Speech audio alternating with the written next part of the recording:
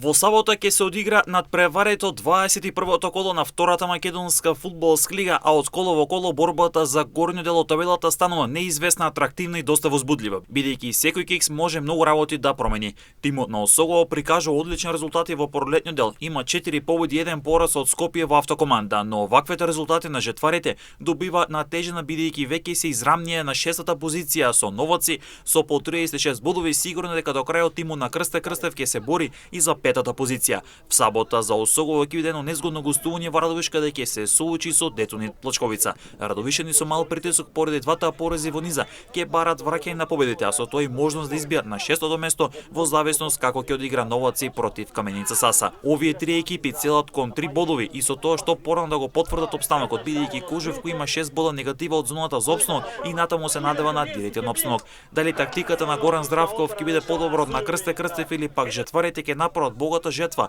со 3 бодови во Радовиш ќе покаже саботното соочување кое ќе го следите во живо на М-нет телевизија. Водечката четворка овој викенд има лесна задача. Охрид дома како голем фаворит ќе игра против екипата на Вардар Неготино. Шкенди рачино ќе гостува во Виница кај веќе отпишаната Слога. Скопје со 5 победи во низа ќе го пречека Кожев. Брегалница ќе игра против Преспа во Ресен. Очекувано ќе биде овие екипи да ја оправдат фаворитската улога.